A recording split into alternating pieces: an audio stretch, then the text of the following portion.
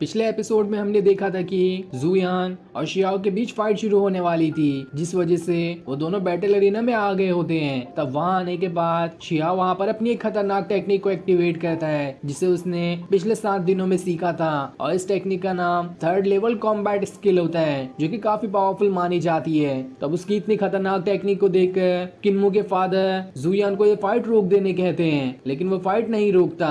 तभी वहां पर कोई दूसरा इंसान आता है जो किन्मू के फादर से कहता है, आप फाइट नहीं रोक सकते, इसलिए मैं आपको रोकने यहाँ पर आया हूँ। जिसके बाद यहाँ से ये एपिसोड शुरू होता है। तो इस एपिसोड की शुरुआत में हम उसी आदमी को देखते हैं जो किन्मू के फादर के पास आया होता है, ताकि वो उनसे कह सके कि मैं आपको ये फाइट बिल्कुल भी रोकने नहीं दूंगा।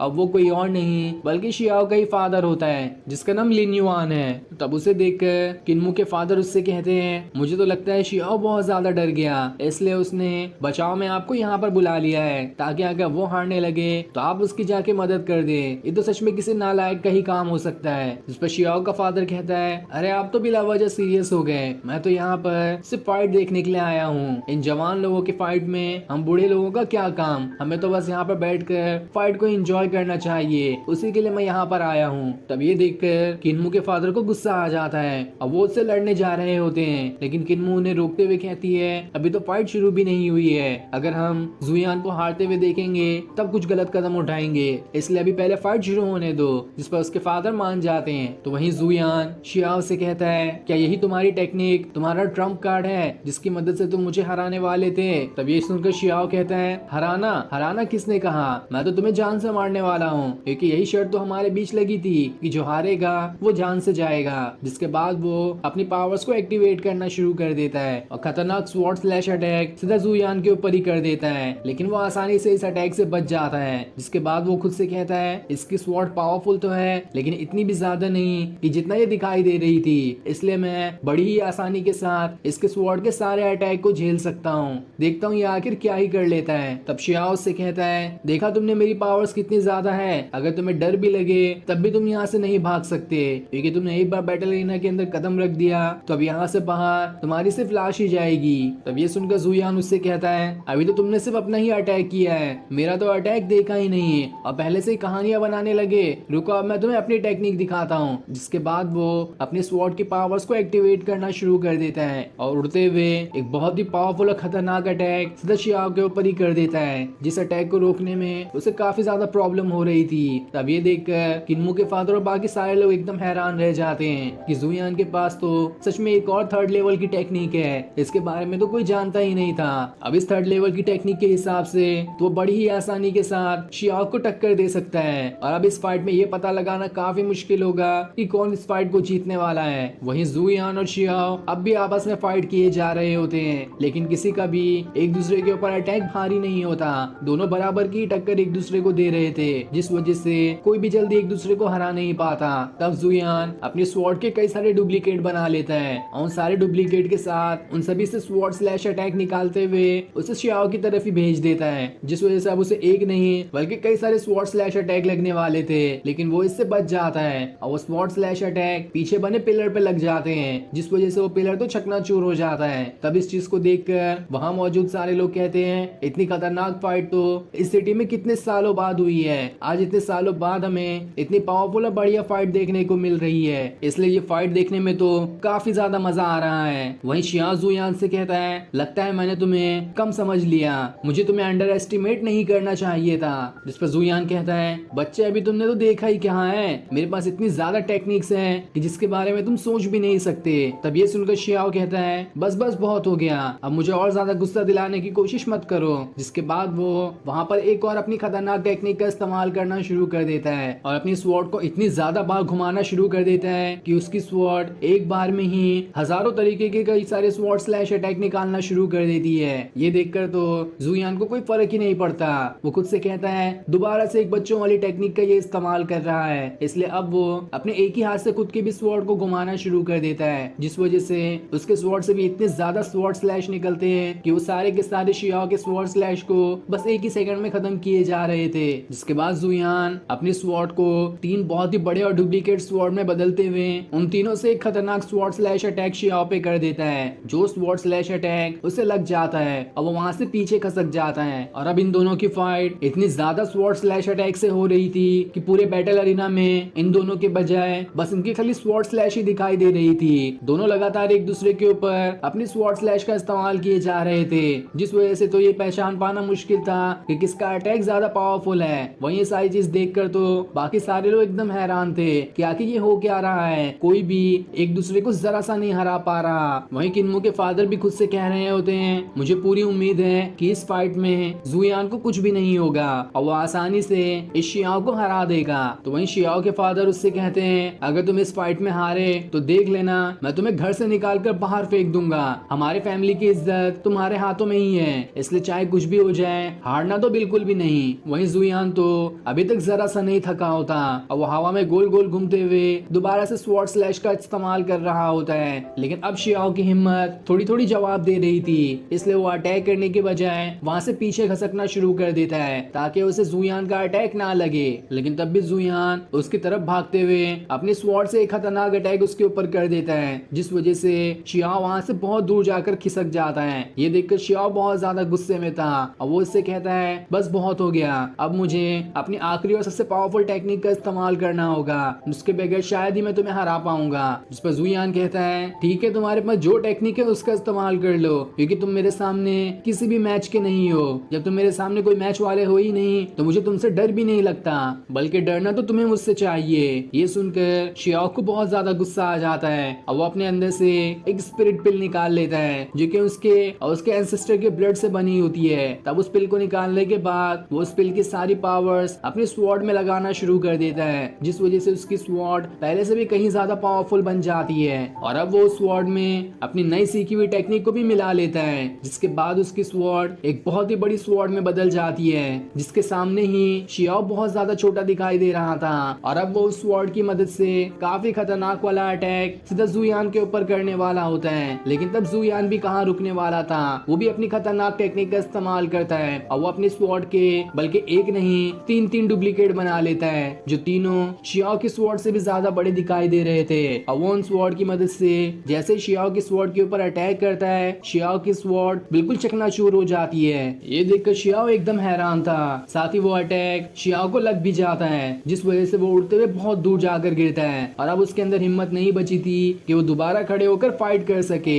वहीं इस चीज को देखकर तो सारे लोग एकदम हैरान थे कि जुयान के पास इतनी खतरनाक स्वॉर्ड भी मौजूद है। वहीं ये चीज से किन्मो के फादर बहुत ज्यादा हैरान और खुश होते हैं और उन्हें अब समझ में आता है कि हमारी जितनी भी वेपन को पावरफुल बनाने वाला कोई दूसरा इंसान नहीं बल्कि जुयान ही था। वो सीक्रेटली हमारी मदद ही कर रहा था, नए नए वेपन दिलाकर तो या फिर हमारे पुराने ही वेपन को पावरफुल बनाकर। जुयान तो सच में बहुत ज्यादा पावरफुल है, जिसे मैंने बहुत कमजोर समझा था और इसका लोग कितना मजाक भी उड़ाया करते थे। अब जुयान शियाओ को मारने के लिए उसकी तरफ बढ़ना शुरू कर देता है, क्योंकि ये फाइट में यही शर्त लगी थी कि जो हारेगा वो मारा जाएगा। तब ये देखकर शियाओ एकदम घबरा जाता है और उससे माफी मांगना शुरू कर देता है कि मैं तुम्हारे सामने हाथ जोड़ता हूँ, मेरी जान बख्श दो। लेकिन जुयान नहीं सुनता और जैसे ही उसके ऊपर एक खतरनाक अटैक करके उसकी जान लेने वाला होता है कि सही टाइम पर वहाँ पर शियाओ के फादर आके उसे रोकने वाले होते हैं। और ये सीन दिखाते ही ये एपिसोड यहीं पर एंड हो जाता है। Thanks for watching. पिछले एपिसोड में हमने देखा था कि शिया और जुयान के बीच में फाइट शुरू हो गई होती है, जहां दोनों भी एक दूसरे को काफी कड़ी टक्कर दे रहे थे। दोनों भी जल्दी एक दूसरे को नहीं हरा पाते, जिस चीज को देखकर बाकी सारे लोग हैरान थे कि आखिर इन दोनों के पास इतनी ज्यादा पावर्स कैसे आ गई जो दोनों इतने अच्छे से एक दूसरे को टक्कर दे रहे हैं। लेकिन तब भी जुयान शियाओ के ऊपर ज्यादा भारी दिखाई दे रहा था और वो अपनी खतरनाक टेक्निक का इस्तेमाल करते हुए शियाओ को वहां से जमीन पे गिरा देता है, जिस वजह से अब शियाओ के अंदर दोबारा फाइट करने की हिम्मत ही नहीं बची थी। और जिस तरह से इस फाइट का रूल था कि जो हारेगा उसे मरना पड़ेगा, उसी तरह से जुयान उसे मारने वाला होता है, लेकिन बीच में उसका फादर आकर उसे रोक लेता है, जिसके बाद यहाँ से ये एपिसोड शुरू होता है। तो इस एपिसोड की शुरुआत में हम शियाओ के फादर को देखते हैं, जो जुयान के सामने आकर खड़ा हो जाता है और उससे कहता है, जब मेरे बेटे ने तुमसे माफी मांगी ली है तब तुम उसे क्यों मारना चाहते हो। साथ ही वो जुयान के ऊपर अटैक करके भी उसे वहां से बहुत दूर फेंक देता है, जिसके बाद वो उससे उससे कहता है इतनी कम उम्र में इतना गुस्सा लेके बैठना ये बिल्कुल भी अच्छी बात नहीं है, तुम्हें शांति से काम लेना चाहिए। तब ये सुनकर जुयान कहता है बेटे को मारा तो बाप मुझसे लड़ने के लिए आ गया है। तुम्हारी फैमिली वाले लोग इतने ही घटिया होते हैं कि जिन्हें रूल का मतलब नहीं समझ में आता। रूल तोड़ना तो तुम्हारी फैमिली की आदत सी बन गई है। जो सुनकर शियाओ के फादर को तो गुस्सा आ जाता है। वो उससे कहता है तुम जीत गए तो बस यहाँ से अब निकल जाओ, आगे कुछ करने की जरूरत नहीं है, मैंने अपने बेटे की जान बचा ली है। जिस पर जुयान उससे कहता है तुम जानते भी हो कि तुम अभी हमारी सिटी में हो और यहाँ पर आने के बाद अपना रूल चला रहे हो, ऐसा तो मैं कभी नहीं होने दे सकता। मेरी सिटी में आने वाला मेरा ही रूल तोड़े उसे तो मैं जिंदा नहीं छोड़ूंगा। वही इस चीज को सुनकर बाकी सारे लोग भी एकदम हैरान थे। वो सभी कहते हैं जुयान तो बिल्कुल सही कह रहा है, ये शियाओ की फैमिली वाले तो बिल्कुल बेकार हैं, इन्हें तो बस रूल तोड़ने के अलावा कुछ भी नहीं आता। जब पहले से डिसाइड हो गया था कि जो हारेगा वो मर जाएगा, तो ये लोग अब यहाँ पर रूल तोड़ने के लिए क्यों आ गए? ये तो सरासर गलत बात है। इधर शियाओ अपने फादर से कहता है अगर आपको फाइट करना हो तो आप इससे फाइट बिल्कुल भी मत करना, क्योंकि इसने अपनी काफी सारी टेक्निक छुपा कर रखी थी जिनका ये अभी इस्तेमाल कर रहा है, इसलिए हमें यहाँ से निकल जाना ही बेहतर होगा। लेकिन उसका फादर तो सुनने का नाम ही नहीं लेता। वो वहाँ पर अपनी पावरफुल टेक्निक को एक्टिवेट करना शुरू कर देता है ताकि वो जुयान को सबक सिखा सके। लेकिन जैसे वो उसके ऊपर अटैक करने वाला होता है, इससे पहले ही वहाँ पर किन्मू के फादर भी आ जाते हैं, जो अपनी पावर्स का इस्तेमाल करते हुए शियाओ के फादर को वहीं पर रोक लेते हैं। तब ये देखकर वांग फेंग किन्मू के फादर से फाइट करने के लिए आ रहा होता है, लेकिन वो तो उसे बस एक ही हाथ से उठाकर वहाँ से दूर फेंक देते हैं और उससे कहते हैं तुम बंदर की शक्ल वाले इंसान, मेरे से तो दूर ही रहना। जो सुनकर वांग फेंग को गुस्सा आ जाता है। वो उससे कहता है हाँ मैं मानता हूँ कि मैं आपके जितना पावरफुल नहीं हूँ, लेकिन मेरे पास एक और बंदा है जो आपसे भी ज्यादा पावरफुल है। जिसके बाद वो वहाँ पर जियान नाम के जल्लाद जैसे आदमी को लेकर आता है, जो कि बहुत ही लंबा और हट्टा कट्टा था, और वो आते साथ ही किन्मू के फादर के ऊपर एक जोरदार अटैक करते हुए उन्हें वहाँ से बहुत दूर कर देता है। जिसके बाद जियान वांग फेंग और शियाओ के फादर से कहता है क्या आप लोगों ने मुझे यहाँ पर इस किन्मू के फादर को खत्म करने के लिए बुलाया है? मैं इसे खत्म करने के साथ साथ इसके फैमिली के बाकी मेंबर्स को भी फ्री में खत्म कर दूंगा, तो कैसा रहेगा ये सुनकर शियाओ का फादर तो एकदम ज्यादा खुश हो जाता है कि अगर आपने ऐसा कर दिया तो मैं आपके सेक्ट का बहुत बड़ा आभारी रहूंगा, हम हमेशा आपका शुक्राना मानेंगे। ये सुनकर किन्मू के फादर और वो भी हैरान रह जाती है कि आखिर ये जुनतियान सेक्ट का जियान यहाँ पर शियाओ के फैमिली की मदद करने के लिए क्यों आ गया? ये फैमिली तो कितनी ज्यादा घटिया है। वहीं ये सारी चीज फैंग और हुआन भी देख रहे होते हैं, जहाँ फैंग को तो समझ ही नहीं आ रहा था कि जुनतियान सेक्ट के लोग इतने बेवकूफ कैसे हो सकते हैं कि उन्होंने किन्मू के फादर के ही सिटी में आकर उनसे ही पंगा लेने की कोशिश की। इसलिए लगता है मुझे इनकी मदद करने जाना होगा। लेकिन तब ये सुनकर हुआन कहती है क्या तुम्हारा दिमाग खराब हो गया है? तुम उनकी मदद करने जाओगे? तुमने अपने आप को भी कभी देखा है? जिस पर फैंग कहता है पर अगर हमने उनकी मदद नहीं की तो यहाँ पर कुछ और गड़बड़ी भी हो सकती है। जिस पर हुआन कहती है तुम्हें क्या लगता है कि जुयान इतनी जल्दी हार मान लेगा? अभी उसके पिटारे में और भी कई सारी टेक्निक है, तुम बस यहाँ पर बैठकर तमाशा देखो कि आगे यहाँ पर कितनी अच्छी पिक्चर चलती है। इधर जियान किन्मू के फादर से फाइट करने के लिए आ जाता है, जहाँ वो दोनों फाइट करना शुरू कर देते हैं। लेकिन तब मौका देखकर वांग फेंग किन्मू से फाइट करने के लिए चले जाता है, लेकिन किन्मू भी अपनी स्वॉर्ड निकाल कर उससे फाइट करना शुरू कर देती है, जहाँ वो तो काफी फनी तरीके से उसके ऊपर अटैक किए जा रही थी। पर वहीं ये चीज देखकर जुयान तो एकदम परेशान होता है कि आखिर यहाँ पर ये सब हो क्या रहा था। उसे तो इतना ज्यादा गुस्सा आ रहा था कि अपने गुस्से की आग में ही इन सभी लोगों को यहाँ पर जला दे। लेकिन तब शियाओ का फादर उससे कहता है जब बाकी लोग लड़ ही रहे हैं तो क्यों ना हम भी कुछ देर खेल लेते हैं। जिसके बाद वो उसके ऊपर अटैक करना शुरू कर देता है। इसलिए जुयान भी अपनी पावर्स को इस्तेमाल करते हुए उसके ऊपर अटैक करने के लिए आ जाता है, जहाँ ये देखकर शियाओ का फादर कहता है लगता है बच्चे के अंदर ज्यादा जोश चढ़ गया है, तो ठीक है अभी मैं तुम्हारा जोश ठंडा कर देता हूँ। जिसके बाद वो अपने खतरनाक और पावरफुल क्लॉस का इस्तेमाल करते हुए जुयान के अटैक को रोकना शुरू कर देता है, और इस अटैक को रोकने की वजह से वहाँ पर इतना जोरदार धमाका होता है कि वांग फेंग तो वहाँ से उड़कर दूर चले जाता है। जिसके बाद जुयान और शियाओ के फादर दोनों लगातार एक दूसरे के ऊपर अटैक करना शुरू कर देते हैं। लेकिन जिस तरह से जुयान ने शियाओ को भी टक्कर दी थी, उसी तरह से वो उसके फादर को भी कड़ी टक्कर दे रहा होता है, जहाँ दोनों भी एक दूसरे को जरा सा नहीं हरा पा रहे थे। दोनों की पावर्स यहाँ पर बराबर ही लग रही थी। ये देखकर वहाँ खड़े लोग एकदम हैरान रहते हैं कि जुयान ने शियाओ को बराबरी की टक्कर दी, तो ये समझ में भी आता है कि उन दोनों के पास बराबर की पावर्स थी। लेकिन यहाँ पर तो शियाओ के फादर के पास ज्यादा पावर्स है, लेकिन तब भी जुयान उन्हें काफी कड़ी टक्कर दे रहा है। जुयान का तो सच में कोई जवाब ही नहीं। वहीं जुयान अब भी शियाओ के फादर से फाइट किए जा रहा होता है, जहाँ काफी देर तक फाइट करने के बाद वो थोड़ा दूर आ जाता है और फिर वहाँ आने के बाद वो खुद से कहता है मैं इससे कितनी भी फाइट कर लूं लेकिन ये थकने का तो नाम ही नहीं ले रहा है। साथ ही इसकी स्वॉर्ड भी काफी ज्यादा पावरफुल दिखाई दे रही है। मुझे तो इसकी स्वॉर्ड ही इसके कल्टीवेशन पावर से ज्यादा पावरफुल दिखाई दी, इसलिए अब मुझे कुछ और चीज का इस्तेमाल करना होगा ताकि मैं इस बूढ़े को इसकी स्वॉर्ड के साथ ही खत्म कर सकूं। तब शियाओ का फादर उससे कहता है तुम्हारी फैमिली ने सच में तुम्हें अंडर एस्टिमेट किया है, तुम्हारे पास काफी ज्यादा पावर्स हैं, तुम अच्छे से अच्छे कल्टीवेटर को कड़ी टक्कर दे सकते हो और देखो तुम्हारी वजह से आज काफी दिनों बाद मुझे खून भी निकल आया। इसके लिए तो तुम्हें खुद पर गर्व होना चाहिए कि तुमने मुझ जैसे कल्टीवेटर का खून निकालने में कामयाब रहे। लेकिन खैर अब तुम कर ही क्या सकते हो, आज ही का दिन तुम्हारे लिए आखिरी होने वाला है, लेकिन टेंशन की बात नहीं है, मैं तुम्हें बिल्कुल शान वाली मौत दूंगा। तब ये सुनकर जुयान उससे कहता है बूढ़े इंसान कितना बोलते हो, बोलने से ज्यादा कुछ काम भी कर लिया करो। जिसके बाद जुयान वहाँ पर अपने रीइंकार्नेशन बाउल को निकाल लेता है और उसके अंदर से स्पिरिट पिल्स निकालते हुए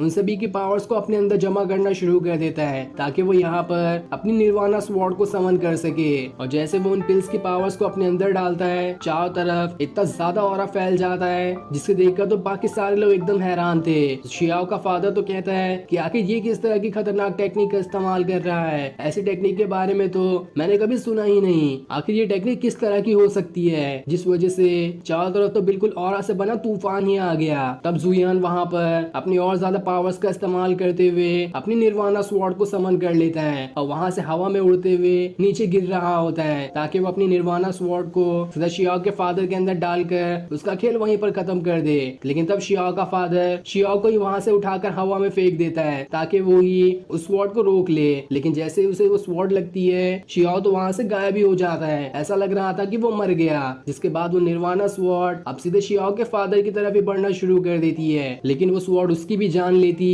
इससे पहले ही ये एपिसोड यहीं पर एंड हो जाता है। Thanks for watching.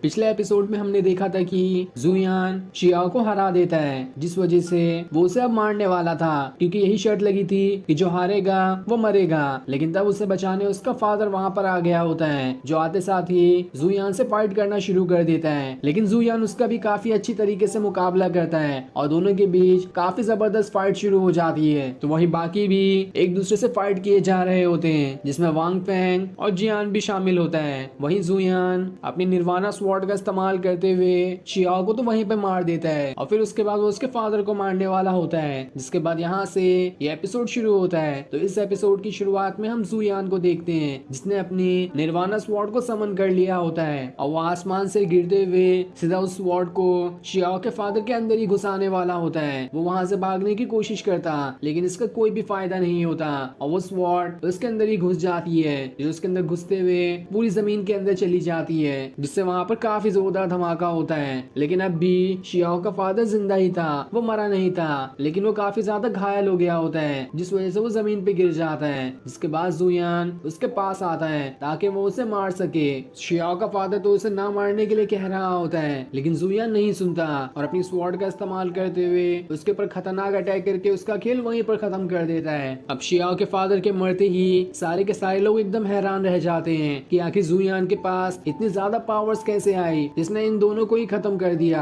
जिसके बाद जुयान अब किन्मू के पास आता है लेकिन किन्मू के फादर को तो लग रहा था कि जुयान उससे मिलने आ रहा है, लेकिन जैसे वो उसके सामने हाथ बढ़ाते हैं जुयान वहां से हटकर सीधा किन्मू के पास आ जाता है उससे मिलने के लिए, जहाँ वो उससे कहता है तुम कैसी हो, क्या तुम ठीक हो। जिस पे किन्मू कहती है हाँ मैं तो बिल्कुल ठीक हूँ, मुझे क्या होगा, बल्कि मुझे तो तुम्हारी टेंशन हो रही थी, क्या तुम ठीक हो। जिस पे जुयान भी कहता है जब तुम ठीक हो तो मैं भी ठीक हूँ। तब उसे वहाँ पर वांग फेंग दिखाई देता है जिसके साथ जियान भी खड़ा था, इसलिए वो उन दोनों को मारने उनकी तरफ बढ़ना शुरू कर देता है। ये देखकर वांग फेंग तो घबरा जाता है और जब वो पीछे मुड़कर देखता है तो जियान तो पहले से ही वहाँ से भाग निकल चुका था, इसलिए अब वांग फेंग भी वहाँ से भागना शुरू कर देता है ताकि वो दोनों जुयान के अटैक से बच सके। तब जुयान और किन्मू के फादर दोनों अपनी स्वॉर्ड को एक्टिवेट करना शुरू कर देते हैं ताकि दोनों के ऊपर अटैक करके उन्हें वहीं पर मार सके और फिर वो अपने स्वॉर्ड स्लैश अटैक का इस्तेमाल करते हुए वो दोनों अटैक सीधा वांग फेंग और जियान की तरफ कर देते हैं। ये देखकर वांग फेंग घबरा जाता है। वो जियान से कह रहा होता है मुझे बचा लो, लेकिन जियान तो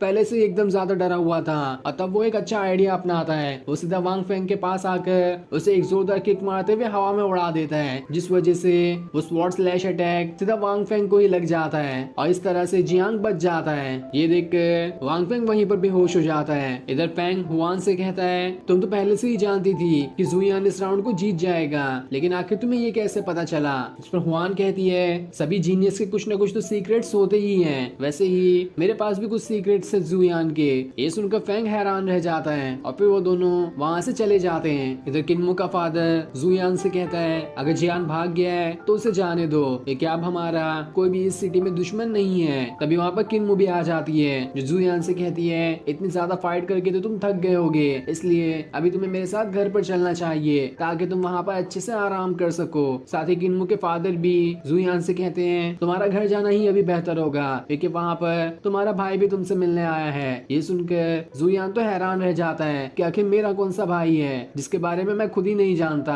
अब हम जुयान के भाई को देखते हैं जो कि असल में उसका नहीं बल्कि किन्मो का ही भाई होता है और वो किन्मो के फादर का बेटा है। और किन्मो की अब जुयान से शादी हो गई है तो इसलिए जुयान को तो भाई ही लगेगा। तब उसे देखकर जुयान सोचने लगता है कि इसने तो पहले मुझे काफी परेशान किया था, लगता है अब टाइम आ चुका है उन सभी परेशानियों का बदला लेने का। वही किन्मो अपने भाई को जुयान से मिलवाती है और उससे कहती है अब हम दोनों ने शादी कर ली है। ये सुनकर किन्मो का भाई तो एकदम हैरान रह जाता है कि आगे तुमने इस लूजर से कैसे शादी की, ये तो किसी काम का नहीं है। लेकिन तब वहाँ पर किन्मो के फादर आकर अपने बेटे से कहते हैं आज से जुयान तुम्हारा ब्रदर इन लॉ है, इसलिए उसके बारे में आगे से कुछ बुरा भला मत कहना। साथ ही मैंने अभी तक के तुम्हारे लिए शादी की कुछ मिठाइयाँ बचा कर रखी है, जाओ और उसे खाकर अपना पेट भरो। वही किन्मो के भाई जिसका नाम युन है उसे तो यकीन ही नहीं हो रहा होता है कि आखिर मेरी बहन ने इस जैसे लूजर से कैसे शादी कर ली, ये तो किसी काम का नहीं है। तब उसके फादर डंडा निकाल कर उससे कहते हैं क्या कहा तुमने, आगे से एक बार भी अगर जुयान को लूजर कहा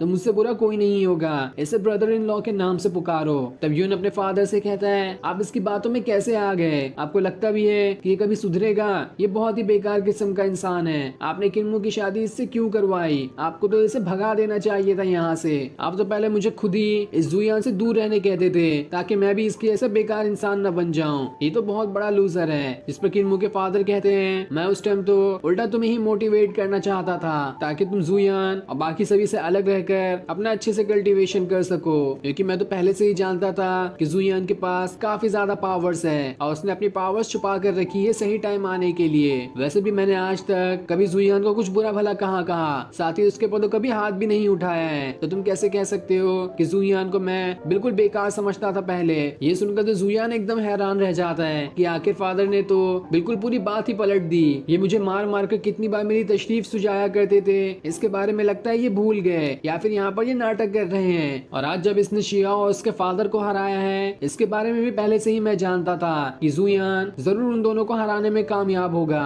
क्योंकि उसके पास पावर से इतनी ज्यादा है। तब ये सुनकर यून कहता है इसने इन दोनों को हरा दिया, वो तो काफी ज्यादा फेमस थे, आखिर इन दोनों को कैसे हरा सकता है? मुझे तो लगता है इसने कुछ चीटिंग की होगी। ये सुनकर किन्मो के फादर को और ज्यादा गुस्सा आ जाता है और वो डंडा लेकर दोबारा यून को मारने उसकी तरफ बढ़ना शुरू कर देते हैं। लेकिन तब जुयान आकर उन्हें रोक लेता है और उनसे कहता है मैं तो कितने दिनों बाद अपने भाई से मिला हूँ, जरा मुझे अकेले में इससे कुछ बातें करने दो, तब तक आप किन्मो को लेकर यहाँ से जा सकते हैं। ये सुनकर किन्मो के फादर कहते हैं हाँ ये अच्छा आइडिया है, तब तक तुम इसे सबक सिखाओ ताकि आगे से ये तुम्हें लूजर बोलने के बजाय ब्रदर इन लॉ ही कहे, और फिर हम लोग दोनों यहाँ से चले जाएंगे। जिसके बाद वो दोनों वहाँ से चले जाते हैं और फिर जुयान डंडा लेकर यून की तरफ बढ़ना शुरू कर देता है। ये देखकर यून घबरा जाता है, वो उससे कहता है अरे तुम क्या करना चाहते हो मेरे साथ, मुझे तुम मारना चाहते हो क्या? जिस पर जुयान कहता है तुमने मुझे पहले काफी परेशान किया है, उसकी कुछ तो सजा तुम्हें मिलनी ही चाहिए, वही सजा देने के लिए मैं तुम्हारे पास आ रहा हूँ। जिस पर अब यून भी बात घुमाते हुए कहता है मैं भी तो अपने फादर की तरह ही था, मैं जानता था कि तुम्हारे पास काफी ज्यादा पावर्स हैं, लेकिन तभी मैंने तुम्हारे बारे में इसलिए ऐसा कहा ताकि तुम अपने आप को डिमोटिवेट ना फील करो और ऐसे ही तुम अपनी और ज्यादा पावर्स बढ़ाते रहो, क्योंकि जब तुम्हें पता चल जाएगा कि सारे लोगों को मालूम है तुम पहले से पावरफुल हो, तब तुम अपनी कल्टीवेशन बढ़ाने की थोड़ी ना कोशिश करते। लेकिन जुयान उससे कहता है बहुत दिमाग चलाते हो, अब तुम्हें सबक सिखाने की बारी आ गई है। जिसके बाद वो उसे बैटल एरिना में फेंक देता है और वहाँ से डंडा लेकर उसी की तरफ बढ़ना शुरू कर देता है। ये देखकर जुयान चिल्ला रहा होता है और फिर ये सीन दिखाते ही ये एपिसोड यहीं पर एंड हो जाता है। Thanks for watching. पिछले एपिसोड में हमने देखा था कि जुयान अपनी निर्वाणा स्वॉर्ड का इस्तेमाल करते हुए शियाओ के फादर का खेल वहीं पर खत्म कर देता है, जिसके बाद वो वांग फेंग और जियान के पीछे पड़ जाता है। इसलिए वो दोनों वहां से अपनी जान बचाकर भाग निकलते हैं। जिसके बाद जुयान की मुलाकात किन्मू के भाई से होती है, जिसका नाम यून होता है। लेकिन यून उसे पहले काफी परेशान किया करता था, इसलिए उन सभी परेशानियों का बदला लेने के लिए यून उसे बैटल एरिना में लेकर आता है ताकि उसकी खूब धुलाई कर सके। जिसके बाद यहाँ से एपिसोड शुरू होता है। तो इस एपिसोड की शुरुआत में हम यून को देखते हैं, जिसने जुयान से बहुत ज्यादा मार खाई होती है और अब उसके अंदर तो खड़े होने की भी हिम्मत नहीं बची थी। जिसके बाद जुयान उससे कहता है, क्या तुम जानते हो जब मैंने शियाओ को मारा था तो मैंने उसके मरने से पहले एक वादा किया था कि अगर मैं उसे हरा दूंगा तो मुझे शी फैमिली के लीडर का जो घर है वो मिल जाएगा। तो इसलिए अब टाइम आ चुका है उस घर को लेने का। लेकिन एक बात याद रखना, चाहे कुछ भी हो जाए किन्मू को इसके बारे में अभी मत बताना। मैं पहले वो घर लेकर उसे अच्छे से सजा दूंगा, उसके बाद ही किन्मू को मैं वहां पर लेकर आऊंगा। जिसके बाद वो वहां से चला जाता है। लेकिन ये सुनकर यून को थोड़ी गड़बड़ी महसूस होने लगती है कि हो ना हो ये जुयान कुछ तो गड़बड़ करने जा रहा है उस घर में, मुझे चुपके से इसकी जासूसी करनी चाहिए। लेकिन जैसे वो उठने वाला होता है कि उसकी पैर की टूटी हुई हड्डी उसे ढंग से खड़ा नहीं होने देती, इसलिए वो दोबारा से गिर जाता है। इसके बाद वो खुद से कहता है, लगता है प्लास्टर लगाने का टाइम आ चुका है। दूसरी तरफ हम शी फैमिली के लीडर को देखते हैं, जो अपने सिपाहियों को चारों तरफ छुपा कर खड़ा कर रहा होता है, क्योंकि किसी भी टाइम पर यहाँ पर जुयान आ सकता है ताकि वो उससे उसका घर छीन सके। इसलिए लीडर अपनी पूरी तैयारी करके रख रहा है ताकि जैसे ही जुयान यहाँ पर आए वो उसका खेल यहीं पर खत्म कर दे। लेकिन उसके साथी तो कह रहे होते हैं कि जब जुयान ने आप जिससे डरते थे उसे हरा दिया, उसके साथ साथ उसके फादर को भी हरा दिया है, तो क्या लगता है आपको कि वो यहाँ आकर इन सिपाहियों से नहीं लड़ सकता? मुझे तो पहले से ही डर लग रहा है। लेकिन शी फैमिली का लीडर कहता है, जितना तुम्हारे पास काम है उतना ही काम करो,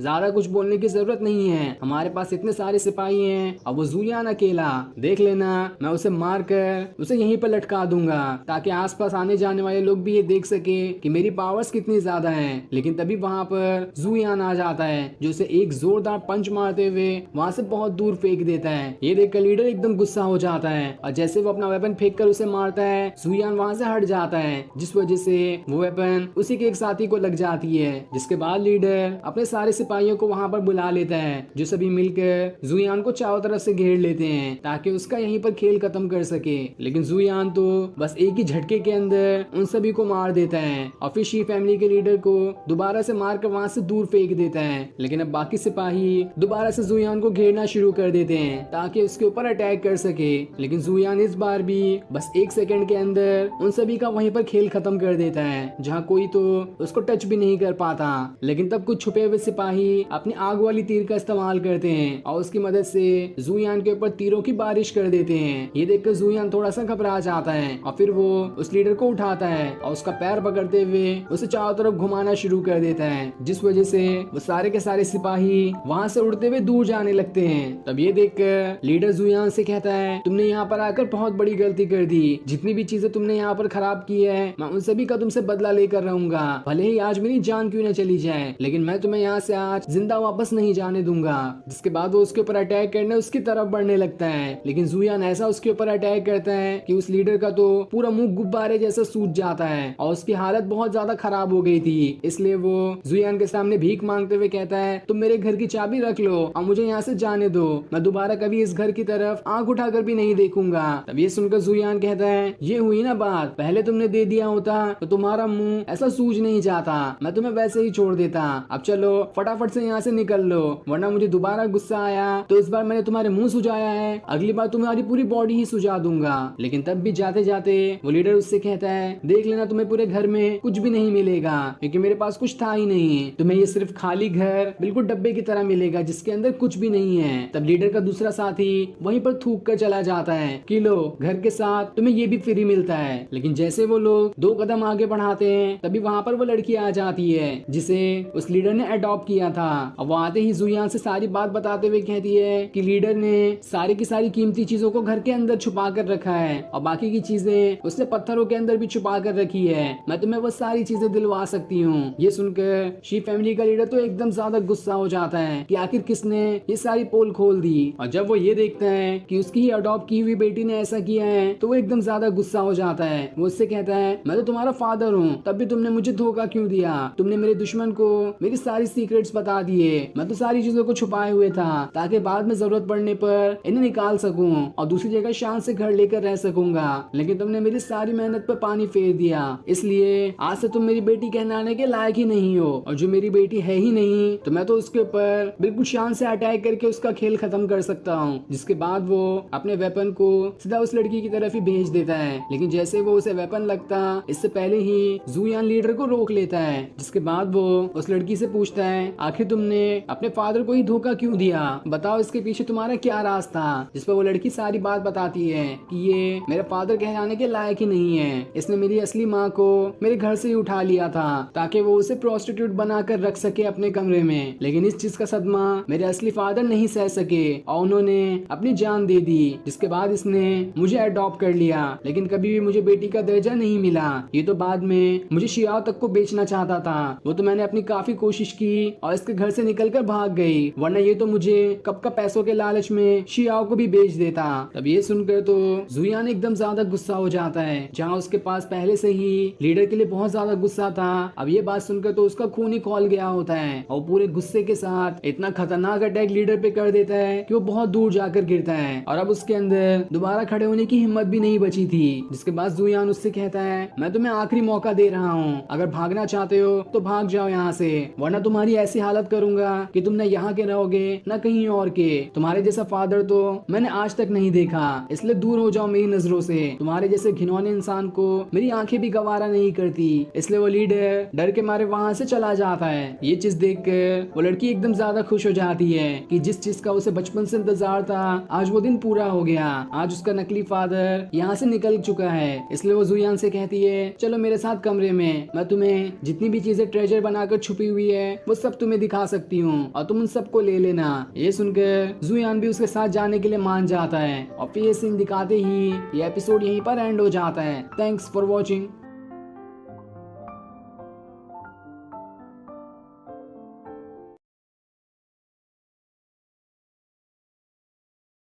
पिछले एपिसोड में हमने देखा था कि जुयान शी फैमिली के लीडर को काफी बुरी तरीके से मार रहा होता है क्योंकि उसे उसका घर चाहिए था, जैसा कि उसने शियाओ से शर्त लगाकर जीता था। लेकिन शी फैमिली का लीडर तो घर देने के लिए तैयार नहीं होता है, इसलिए जुयान उसकी हालत खराब कर देता है और उसे मार मार कर इतना मजबूर कर देता है कि वो खुद ही वहाँ से भाग जाता है। जिसके बाद लीडर की बेटी जिसका नाम लिन होता है वो जुयान से कहती है मुझे वो सारी जगह पता है जहाँ पर शी फैमिली के लीडर ने खजाना छुपा कर रखा है, इसलिए मैं वो सारी जगह तुम्हें दिखा सकती हूँ। ये सुनकर जुयान उसके साथ जाने के लिए मान जाता है। जिसके बाद यहाँ से यह एपिसोड शुरू होता है। तो इस एपिसोड की शुरुआत में हम लिन को देखते हैं जो जुयान को शी फैमिली के लीडर के घर के अंदर लेकर आती है और वहाँ लाने के बाद वो एक बुक शेल्फ को हटाकर उसका दरवाजा खोल देती है जिसके अंदर काफी सारा खजाना रखा होता है। ये देखकर तो जुयान एकदम ज्यादा खुश हो जाता है क्योंकि वहाँ पर खजाने के साथ साथ बढ़िया बढ़िया स्वॉर्ड्स भी रखी हुई थी। जुयान खुद से कहता है मैं इन खजाने को बेचकर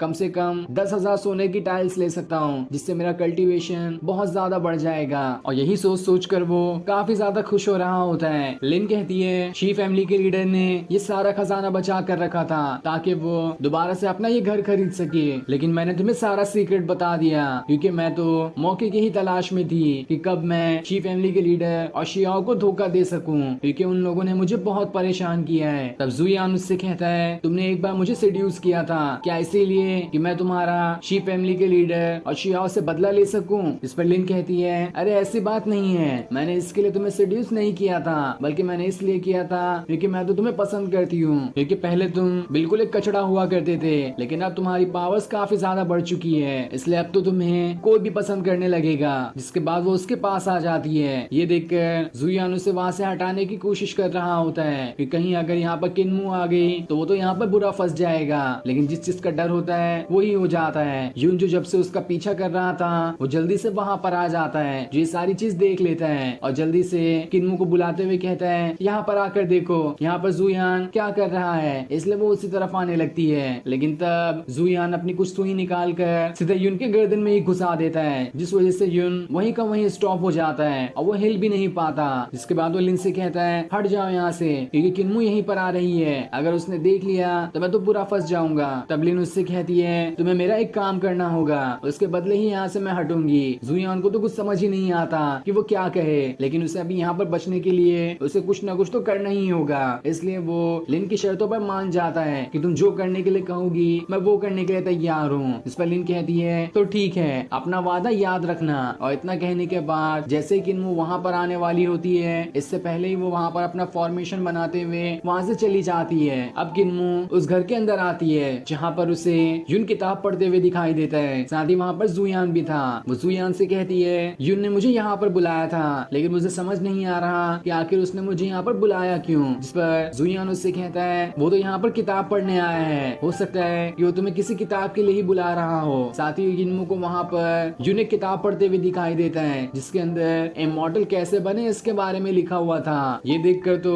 किन्मू भी हैरान रह जाती है कि आखिर कैसे यून इस तरह की किताब पढ़ रहा है। उसे तो जल्दी इमॉर्टल वगैरह बनने का उतना शौक भी नहीं था। जब से वो यहाँ पर आया है काफी बदल सा चुका है वो। वहीं यून ये सोच रहा होता है कि आखिर जुयान ने मेरे हाथ में कौन सी किताब पकड़ा दी है, मैं तो इसे देख भी नहीं पा रहा, न जाने इसने क्या कर दिया मेरी बॉडी के साथ कि मैं तो हिल भी नहीं पा रहा हूँ। एक बार बस मुझे मौका मिल जाए मैं इसकी सारी करतूत किन्मू को बता दूंगा। तो वहीं जुयान किन्मू को वहाँ से बाहर लेकर आता है और उसे नजारा दिखा रहा होता है जहाँ किन्मू उससे कहती है तुम मेरे फादर को माफ कर देना, उसने तुम्हारे साथ अब तक के जो भी गलत बर्ताव किया उनका इरादा गलत नहीं था। जिस पर जुयान भी कहता है मैंने तो उन्हें कब का माफ कर दिया, मैं तो खुद जानता था कि उनका इरादा गलत नहीं है, वो तो बस मुझे एक अच्छा और पावरफुल कल्टीवेटर बनाना चाहते थे ताकि दुनिया मेरा मजाक ना उड़ाए। जिसके बाद वो उसके क्लोज होने लगता है, लेकिन तभी किन्मू वहाँ से भाग जाती है। ये देखकर जुयान कहता है जितना किन्मू शर्माती है उतनी ही ज्यादा अच्छी लगती है। तभी वहाँ पर लिन भी आ जाती है जो जुयान से कहती है क्या तुम्हारे दिल में सिर्फ किन्मू के लिए जगह है, मेरे लिए कोई जगह नहीं है। जिस पर जुयान कहता है तुमने तो मुझसे अपना काम करवाने के लिए कहा था, बस अपना काम बताओ अब मेरा पीछा छोड़ दो। जिस पर लिन कहती है हाँ तुमने सही कहा, मुझे तो तुम्हें एक जगह पर लेकर जाना है, वहीं पर तुम्हें मेरा काम करना होगा, हो सकता है कि वो जगह तुम्हारे लिए भी फायदेमंद हो। जिस पर जुयान कहता है हाँ ठीक है मुझे पहले वहाँ ले चलो,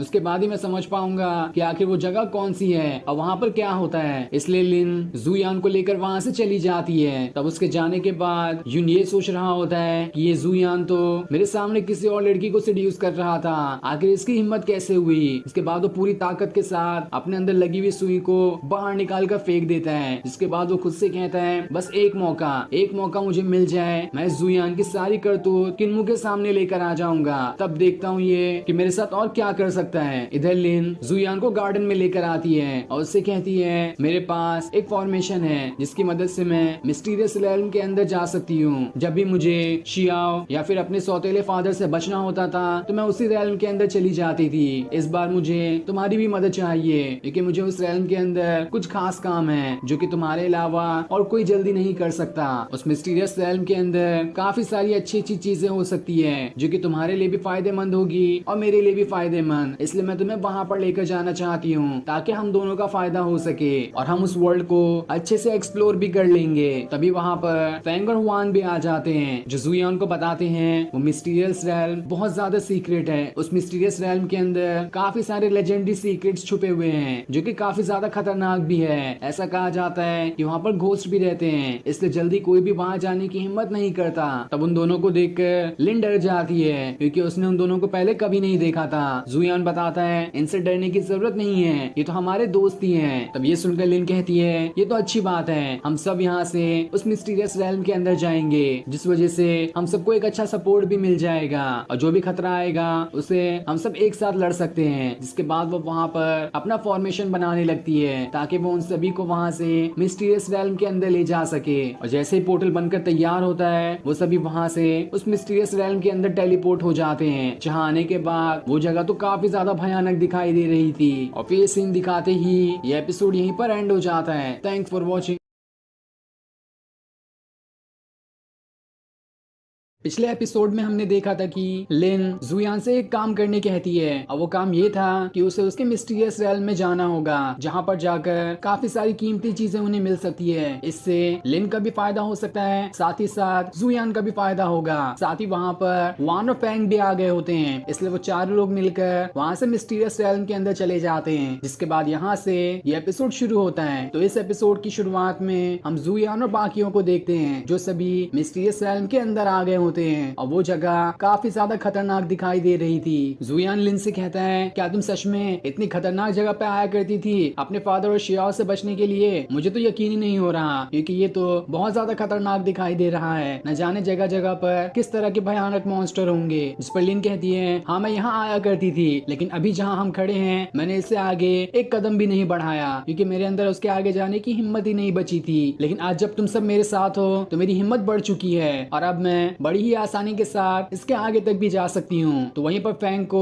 कुछ ज्यादा ही जोश चढ़ जाता है। वो कहता है, मैं तो ऐसी जगह पर काफी बार आ चुका हूँ, यहाँ पर कोई भूत भी आ गया तो मुझे कोई भी फर्क नहीं पड़ता, और आज मैं तुम सबको यहाँ से लीड करूंगा। तुम लोग मेरे पीछे ही रहना और मैं ही आगे आगे रहूंगा। जिसके बाद वो वहाँ से आगे बढ़ना शुरू कर देता है। वान तो उसे संभल कर रहने कह रही होती है, लेकिन वो तो सुनने का नाम ही नहीं ले रहा था और वो सीधा आंख बंद करके फटाफट आगे बढ़े जा रहा होता है। लेकिन जैसे वो थोड़ी दूर आते हैं, आसपास मौजूद कई सारे जहरीले और खतरनाक जुगनू उन्हें देख लेते हैं और उनके ही पीछा करना शुरू कर देते हैं। इधर लिन जुयान से कह रही होती है, मुझे पता है कि तुम भी मुझे पसंद करते हो, क्योंकि जब तुमने मुझसे ये पूछा था कि जब मैं शियाओ और अपने फादर से बचकर यहाँ पर आया करती थी तो तुम्हारे चेहरे पे साफ परेशानी देखी जा सकती थी। इसका मतलब ये था कि तुम मेरे लिए काफी ज्यादा चिंता करते हो। लेकिन जुयान उससे कहता है, मैंने तो ऐसा कुछ कहा ही नहीं, इसलिए ज्यादा सोचा मत करो। तभी वहाँ पर वो सारे जुगनू आ जाते हैं जो उनके ऊपर अटैक करने वाले होते हैं। तब ये देखकर फैंग सामने आता है और एक को मारकर उसका खेल वहीं पर खत्म कर देता है, जिससे उसे पता चलता है कि ये तो बस मामूली से जुगनू ही थे। लेकिन एक के मरने के बाद अब वहाँ पर हजारों की तादाद में जुगनू आ जाते हैं जो सभी के ऊपर अटैक करना शुरू कर देते हैं। इसलिए फैंग वहाँ पर अपने पंखे को घुमाने लगता है और जैसे जैसे वो पंखे को घुमाता, हर पंखे के वार से एक जुगनू मरते जाता है। इसी तरह से वो स्टाइल मारते हुए एक एक करके कई सारे जुगनुओं को वहीं पर मार देता है और थोड़ी देर देखते हुए सारे के सारे जुगनू वहाँ पर मारे जाते हैं। जिसके बाद फैंग सभी से कहता है, कैसा लगा मेरा स्टाइल? मैंने तो अभी शुरुआत ही की है, आगे आगे देखो मैं कैसे सारे खतरों से लड़कर दिखाता हूँ। ये सुनकर बाकी लोग भी उसकी झूठी तारीफ करने लगते हैं ताकि उसे जोश चढ़े और आगे आने वाले खतरों से वो पूरी हिम्मत के साथ लड़े। जिसके बाद सभी दोबारा से आगे बढ़ना शुरू कर देते हैं। लेकिन फैंग तो अनजाने में काफी ज्यादा आगे निकल चुका था, इसलिए वान उसे पीछे देखने कहती है और जैसे वो उसके पीछे देखता है वो एकदम हैरान रह जाता है, क्योंकि वहाँ पर काफी खतरनाक और भयानक दिखाई दे रही मूर्तियां होती है। ये देखकर तो फैंग के पसीने छूट जाते हैं और वो चारों तरफ चिल्लाना शुरू कर देता है कि मैंने भूत देख लिया, कोई मुझे बचा लो। ये देखकर बाकी लोग उसका मजाक उड़ाना शुरू कर देते हैं कि अभी तो तुम काफी ज्यादा हीरो बने फिर रहे थे, लेकिन अचानक में ही सारी हवा निकल गई। तब फैंग जैसे ही उन मूर्तियों को देखता है वो एकदम हैरान रह जाता है। उसे सबके नाम भी मालूम थे। वो बाकियों को बताता है कि ये मूर्तियां तो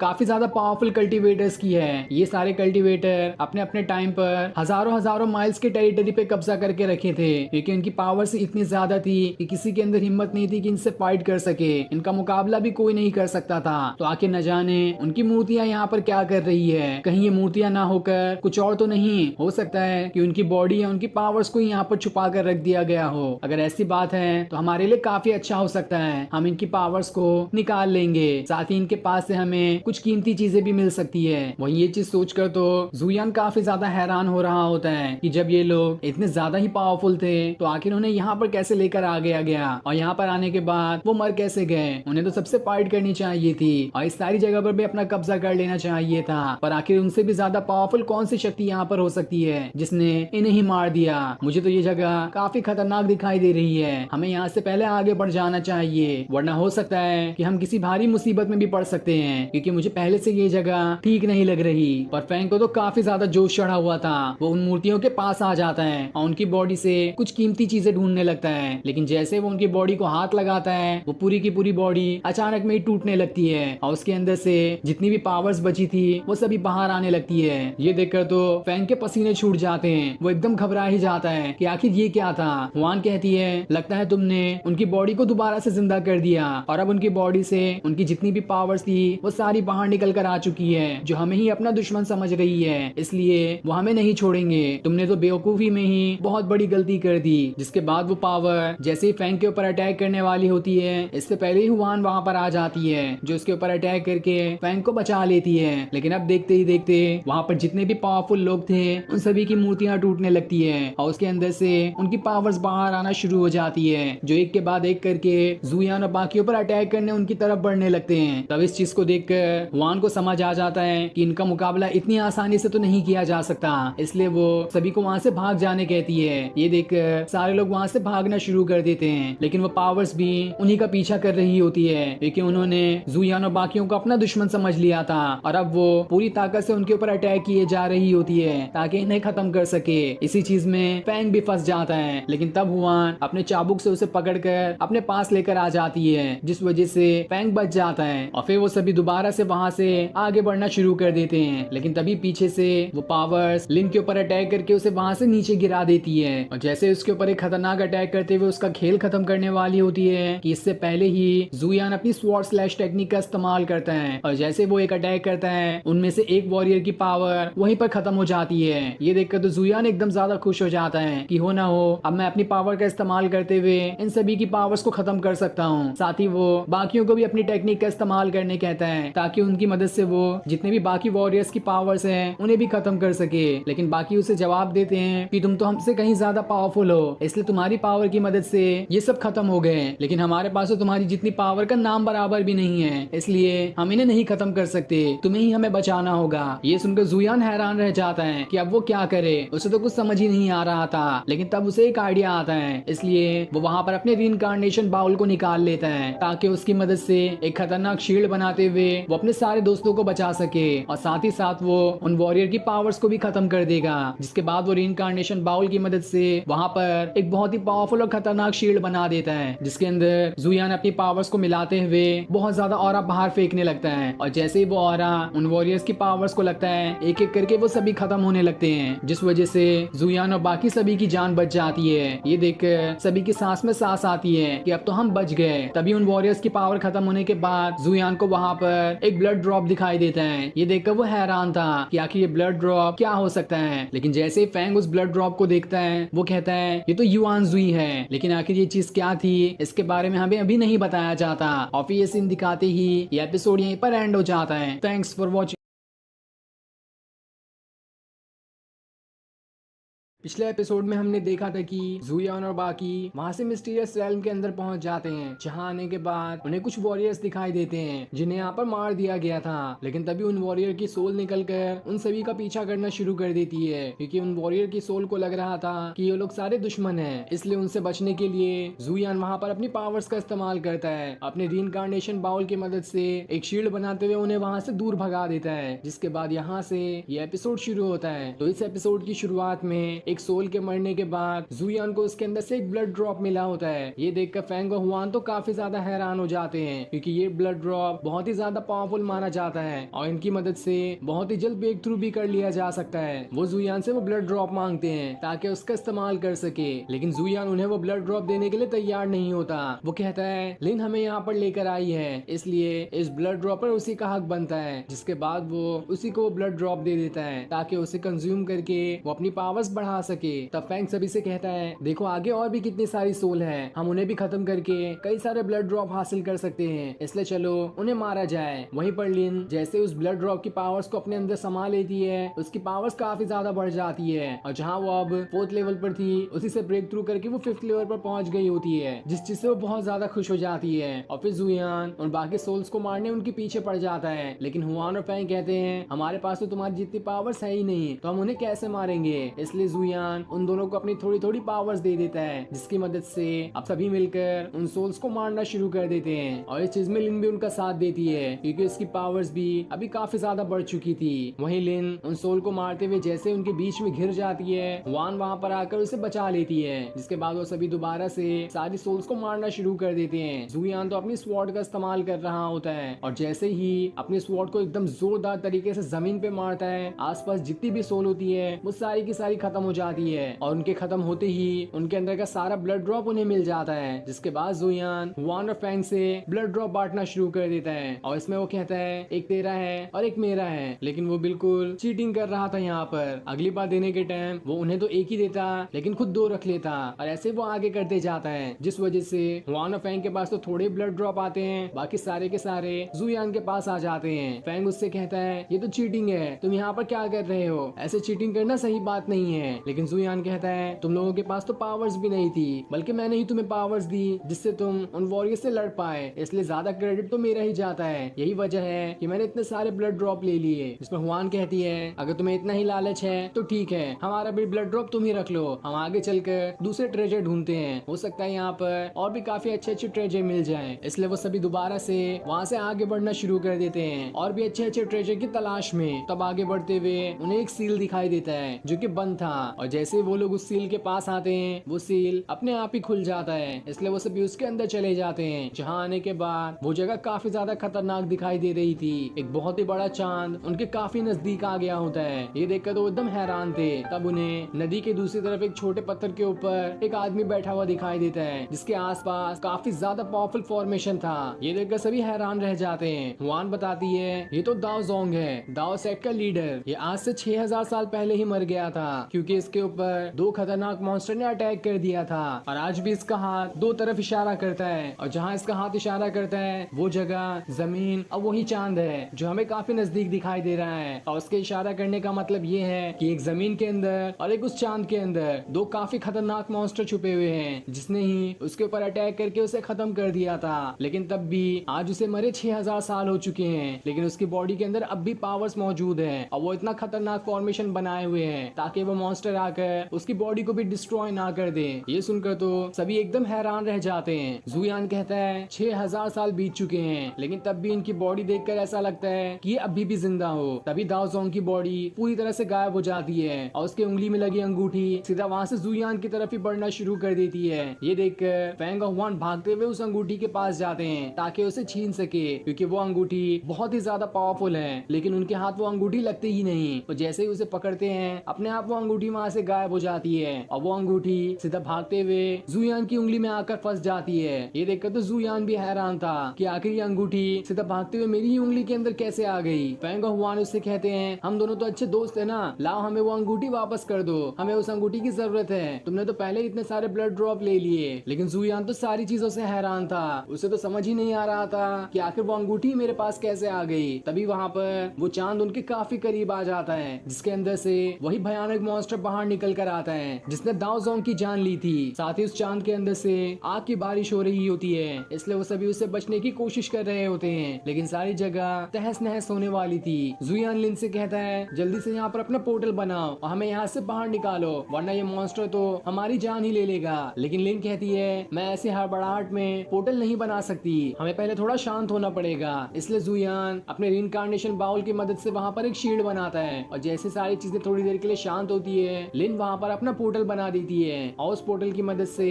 सारे के सारे लोगों को वहाँ से ले आती है। और अब सभी रियल वर्ल्ड में पहुंच चुके थे, जहाँ वो शी फैमिली के लीडर के घर के पास होते हैं। तब हुआन जुयान से कहती है तुम्हें सावधान रहने की भी जरूरत है, हो सकता है कि वो मॉन्स्टर सील तोड़कर यहाँ पर आ जाए। साथ ही मैं तुम्हें एक एडवाइस भी देना चाहती हूँ, जब भी तुम्हारा इस सिटी से जाने का मन हो तो तुम सबसे पहले दाओ सेट के अंदर जाना। मुझे तो लगता है कि तुम्हारा और दाओ जोंग का कुछ ना कुछ कनेक्शन है, इसलिए उसने तुम्हें वो अंगूठी भी दी। ये सुनकर जुयान भी हैरान रह जाता है, क्योंकि उसे कुछ भी समझ नहीं आ रहा था। उसने खुद दाओ जोंग के बारे में पहली बार ही सुना था कि आखिर ये दाओ जोंग है कौन। लेकिन तब हुआन और कुछ ज्यादा ना बताए हुए वहाँ से निकल जाती है, जिसके बाद जुयान फैंग से कहता है हुआन तो यहाँ से चली गई, तो तुम नहीं जाने वाले हो क्या? तब फैंग बताता है मैं आज नहीं जाऊंगा क्योंकि मैंने काफी टाइम से शराब नहीं पी है, मैं जा रहा हूँ थोड़ी शराब पीने के लिए, उसके बाद थोड़ा आराम करूंगा और फिर कल यहाँ से निकल जाऊंगा। जिसके बाद वो वहाँ से चला जाता है, और उसके जाने के बाद जुयान लिन से कहता है अब तुम बताओ कि तुम भी जाने वाली हो या फिर नहीं। तब ये सुनकर लिन कहती है कैसी बात कर रहे हो तुम, अब तो मैं बेघर हो चुकी हूँ, तो जाऊंगी कहाँ पर मैं। तब ये सुनकर जुयान उसे अपने साथ चलने कहता है ताकि कोई छोटी मोटी जगह देखकर वो उसे वहाँ पर रख सके।